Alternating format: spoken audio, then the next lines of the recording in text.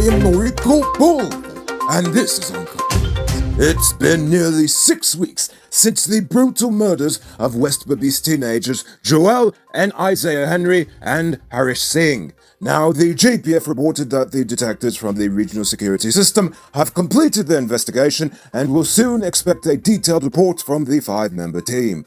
The team concluded their stint and departed the country last week. However, whether the details of their report will be made public remains unclear. Nevertheless, the police are still awaiting official results from the crime scene samples that were sent overseas for testing. The force will also soon receive more assistance with the pending arrival of the Argentine team of forensic anthropology. The police has described the team as, quote, one of the world's foremost agencies in forensic anthropology, and is said to have conducted investigations on many high-profile cases around the world.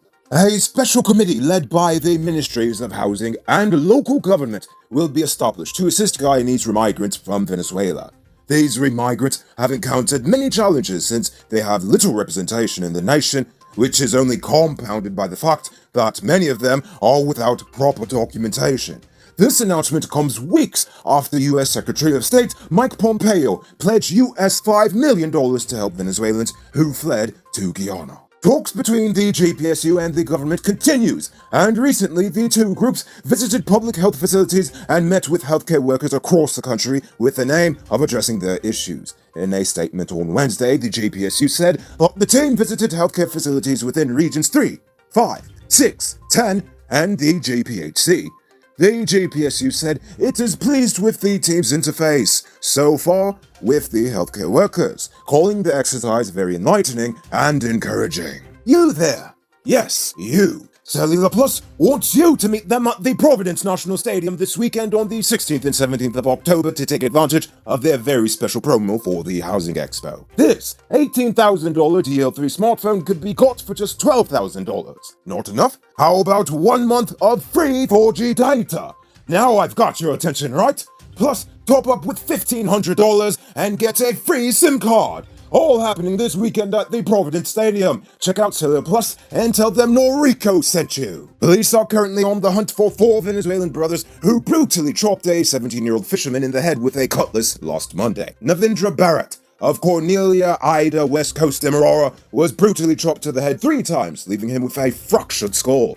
But doctors say that it is a miracle that he has suffered no brain damage. The teen's mother says that the Venezuelans live in the area and have been robbing and terrorizing residents ever since they arrived 3 years ago. The mother explained that they attacked her son after the wife of one of the brothers ran into their yard to escape a beating from one of them. After arguing with the teen, they returned hours later with a cutlass and with murder on their minds. Fortunately, Barat survived, and he is still recovering, while the suspects have since gone into hiding. And this report also comes from the West Coast. A 25-year-old ex-police officer and 2 others were arrested on Tuesday after robbing a De Willem West Coast Demerara teenager while he was on his way home from work. 19-year-old mechanic Darmendra Youssef was robbed of $18,000 while cycling from work along the Dekindran Public Road, West Coast Demerara. According to police, the suspects stopped Youssef, and one of them, who was dressed as a police officer,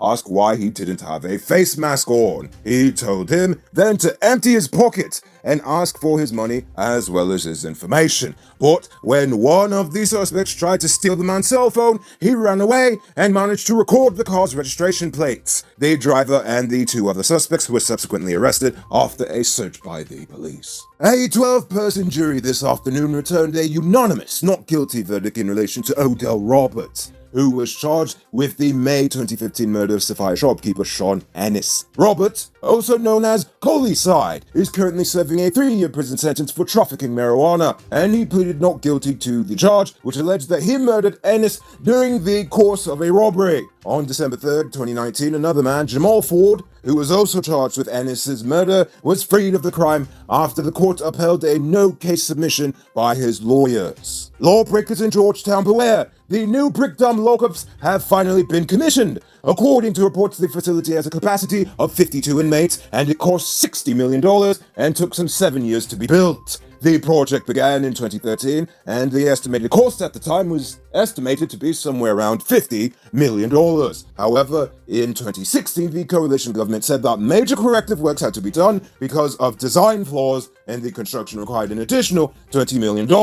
But they announced this and basically stayed silent since. Nevertheless, this project is complete, unlike the airport and these other ones that APNU said there were issues with, and then we just never heard anything about. Now is a good time to remind you that robbery season is back. If I were you, I would consider getting security for the home or business. Sheriff Security Service is a good choice. I find that they are the most professional with well-trained armed or unarmed guards. Get some security this Christmas, people! It's now time for today's Rona Report. Today, the nation recorded 31 new Rona cases. The total number of deaths now stands at 107. There are now 16 persons in the ICU and 860 persons in home isolation. The total number of known cases in the country is now 3,620. So, please, people, wash your hands frequently. Avoid touching your nose and mouth, and mask up before you leave the house. When you do leave home, try to avoid enclosed spaces and large crowds, and remember to give 6 feet of space between you and others. Now, let's take a look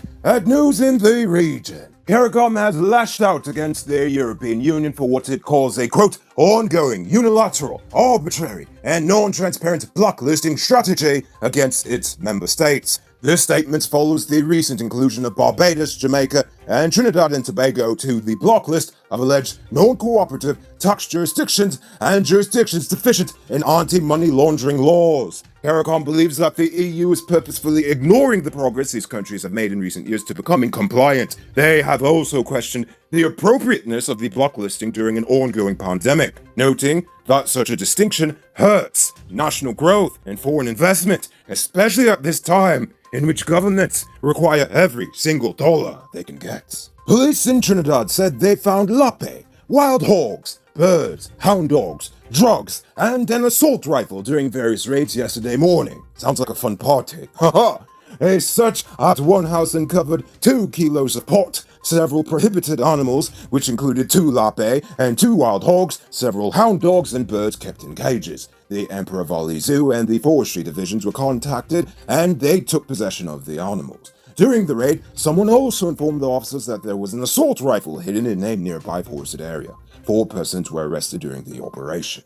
Best Buy Auto Sales is Guyana's #1 auto dealer. Their prices are competitive, and they sell their vehicles with warranty, so you could have some peace of mind. Visit their showrooms at 171 Peter Rowe Street, Queenstown, or Lot 2 Lamaha Street, Georgetown, and find out about their special Christmas deals. And now for our weird news story of the day. A video gamer in Brazil thanks his fans online for saving him from a robbery last Friday. Guilherme Menezes was gaming from his home in Sao Paulo when his headset was removed and a gun was pointed at his head. The 25-year-old was doing a live stream at the time, and one of Guilherme's viewers, who knows where he lives, quickly alerted the police. Meanwhile, Guilherme was moved into another room with the rest of his family, where there was another home invader with a machete. Thankfully, police arrived promptly at the scene, and both men attempted to flee, one of whom actually got away. The other, a 33-year-old, who has not been named by police, was found to be in possession of a fake gun and was arrested. Guilherme subsequently shared a post thanking his viewers for saving him and his family. Who said strangers online won't help you? Moving on to our Uncut News Viewers Poll question of the day. Every day we pose a question about current events in Guyana, the region, the diaspora, and how you feel it relates to us. So, you give your responses in the comments, and we'll read the best ones in the following episode. Yesterday's question was, how do you feel about the Americans' offer to finance up to $200 billion?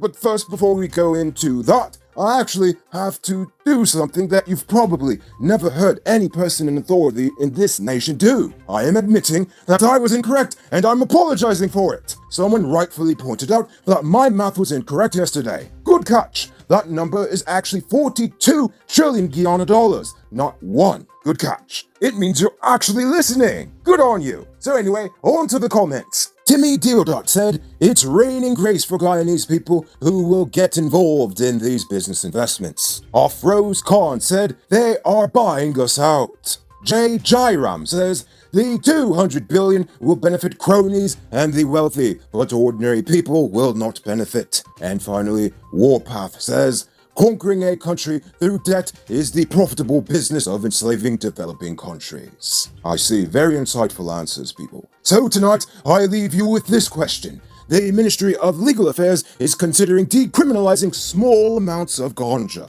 Not legalization, but taking away the criminal penalty for possession of small amounts. Would you support such a move? Yes or no? Think about that question and tell us in the comments below. If your response is good, we just might feature it in Friday's episode. Anyway, that's all the time we have for tonight. Check us out tomorrow for another. Until then, I'm Noriko Ballford saying good night, folks. Hey Uncut News viewers, thanks for watching. You can subscribe by clicking on this button over here, or click over there for more news. You can also drop a comment to let me know if you've made it to the end of the video. Goodbye for now.